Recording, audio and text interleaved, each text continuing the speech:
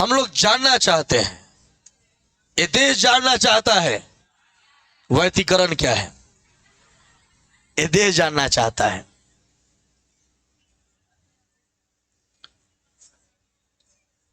वैतीकरण चाहता है कि भाई वैतीकरण क्या होता है। देखो, जब समान आवृत्ति के लड़का, जब समान आवृत्ति के दो तरंग जो है किसी बिंदु पर क्या होते हैं, अध्यारोपित होते हैं। किसी बिंदु पर अध्यारोपित होते हैं। अगर समान आवृत्ति के दो तरंग एक ही दिशा में किसी बिंदु पर अध्यारोपित होते हैं तो अध्यारोपण के बाद उन तरंगों के ऊर्जा का पुनर्वितरण होता है। पुनर्वितरण की इस घटना को प्रकाश का व्यतिकरण कहा जाता है। माने इसका ऊर्जा E1 है, इसका ऊर्जा, लेकिन ये दोनों जब मिलेगा तो टोटल ऊर्जा E1 प्लस क्या होगा, E2 होगा। लेकिन जान लीजिए फिर यहाँ डिस्ट्रीब्यूशन का काम क्या होगा, शुरू होगा। या कुल ऊर्जा मिल जाएगा, अब फिर से इन लोगों का ऊर्जा का क्या होगा, बंटवारा होगा ना। फिर ऊर्जा का बंटवारा होगा तो ऊर्जा का जो बंटवारा होगा वो ऊर्जा का बंटवारा ही की घटना को क्या कहते हैं, वैतीकरण कहा जाएगा। कि जब समान आवृत्ति की दो तरंग एक ही दिशा में अगर गतिशील हो और एक बिंदु पर इनका अध्यारोपण होता है तो अध्यारोपण के बाद इनके ऊर्जा का पुनर्वितरण होता है। ऊर्जा के पुनर्वितरण की इस घटना को प्रकाश का व्यतिकरण कहते हैं। ये दो प्रकार का होता है। पहला होता है संपोषी व्यतिकरण, दूसरा होता है विनाशी व्यतिकरण। पहला क्या है, संपोषी व्यतिकरण, और उसके बाद है विनाशी व्यतिकरण। कौन कौन भाई, पहला है संपोषी व्यतिकरण ना जी, उसके बाद है विनाशी व्यतिकरण। जरा ध्यान दीजिए, अगर कोई तरंग ऐसे चल रहा है, यह पहला तरंग है, ये क्या है, पहला तरंग है, और दूसरा तरंग जरा ध्यान दीजिएगा,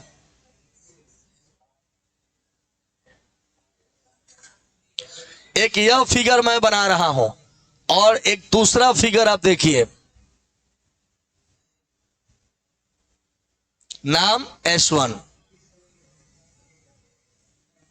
नाम, अब समझिए जरा, ये तो गड़बड़ा देगा। ये दोनों एक दूसरे से अलग अलग है। अब होगा क्या दोनों में, ये समझने वाली बात है। कहा जाएगा कि जब दो तरंगों के श्रृंग के साथ और गर्त के साथ अध्यारोपित होता है तो इस प्रकार के वैतीकरण को क्या कहते हैं, संपोषी वैतीकरण कहते हैं। माने देखो, श्रृंग के साथ और गर्त के साथ मिले तो क्या है, संपोषी वैतीकरण है। आज जब श्रृंग गर्त के साथ और गर्त श्रृंग के साथ मिले, जब एक तरंग का श्रृंग दूसरे तरंग के गर्त के साथ मिले तो इस प्रकार से जब अध्यारोपण होता है तो उस वैतीकरण को हम विनाशी व्यतिकरण कहते हैं। क्या कहते हैं, शर्त है, इस सब का शर्त है, तीन गो शर्त मैं आपको समझा रहा हूं। इस संपोषी व्यतिकरण का शर्त है, तीनों का शर्त देखो क्या है। एक, पहले तो कलांतर को लेकर, कलांतर किसका कितना होगा, दूसरा क्या, पथांतर, और तीसरा है तरंग की तीव्रता। ये तीनों के गुण समझिए। अगर ये क्या है, संपोषी, क्या है भाई, संपोषी व्यतिकरण है, संपोषी, यह सब होगा क्या, संपोषी।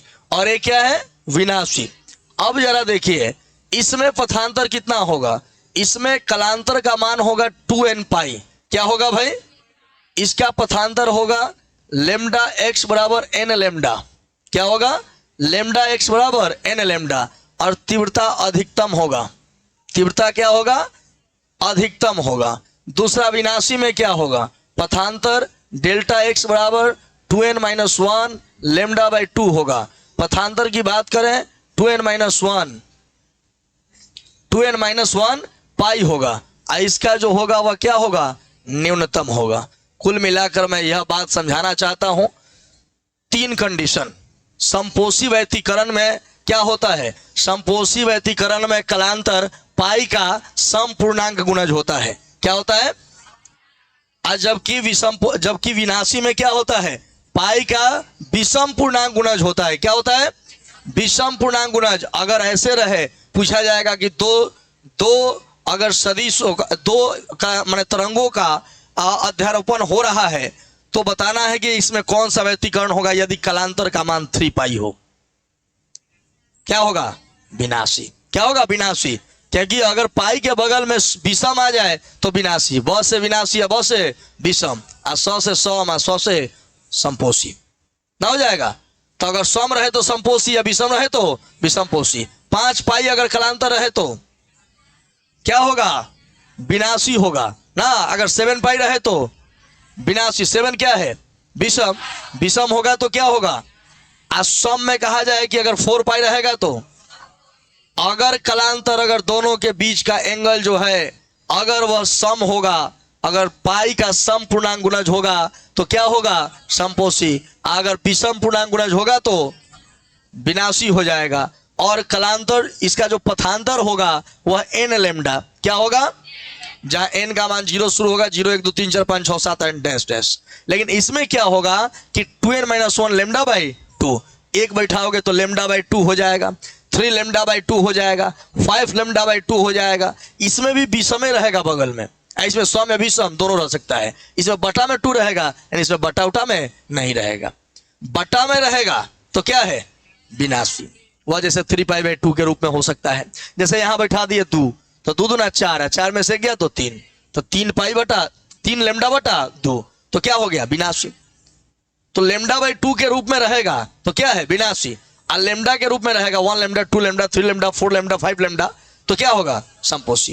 ये शर्त पूछता है 2 नंबरिया में। और समपोषी व्यतिकरण में परिणामी तरंग का तीव्रता अधिकतम होता है। जब 2 गो तरंग मिलेगा तो जो परिणामी तरंग निकलेगा, टोटल तरंग जो निकलेगा, उस तरंग का क्या होगा? उसकी तीव्रता क्या होगा? अधिकतम होगा। और विनाशी में क्या होगा? न्यूनतम होगा। ये सब साबित होगा। फिलहाल में आप यह समझ जाइए कि जब 2 तरंगों के श्रृंग, और जब एक तरंग का श्रृंग दूसरे तरंग के श्रृंग के साथ, और एक तरंग का गर्त दूसरे तरंग के गर्त के साथ अगर मिलता है तो इस प्रकार से व्यतिकरण की घटना को समपोषी व्यतिकरण कहते हैं। जब एक तरंग का श्रृंग दूसरे तरंग के गर्त के साथ मिलता है तो इस प्रकार से होने वाले व्यतिकरण की घटना को विनाशी व्यतिकरण कहते हैं। समपोषी व्यतिकरण के लिए कलांतर का मान पाई का सम पूर्णांक गुणज होता है, जबकि विनाशी के लिए पाई का विषम पूर्णांक गुणज होता है। इसमें पथांतर का मान n लैम्डा होता है, जहां n का मान 0 1 2 3 4 एंड सो 1 होता है, जबकि इसमें विनाशी व्यतिकरण में जो पथांतर होता है वह 2n-1 लैम्डा बाई 2 होता है। और समपोषी व्यतिकरण में परिणामी तरंग का तीव्रता का मान होता है कितना? अधिकतम, और इसमें होता है न्यूनतम। क्लियर है? यही तो पढ़ना था। और उसके बाद हम लोग को पढ़ना होगा कि तरंगों के अध्यारोपण के बाद कण का परिणामी विस्थापन कितना होगा, आयाम विस्थापन का व्यंजक क्या होगा, दूसरा पढ़ना होगा उसके आयाम का व्यंजक क्या होगा, अध्यारोपण के बाद तरंगों के तीव्रता का मान क्या होगा, विनाशी व्यतिकरण के लिए शर्त क्या होगा, और समपोषी व्यतिकरण के लिए तीव्रता का शर्त क्या होगा ना। ये सभी चीजें होंगी, लेकिन अगर जो समय रहेगा तो सब होगा, और नहीं तो आज वो सब का चांस नहीं है। फिलहाल में लिखिए व्यतिकरण।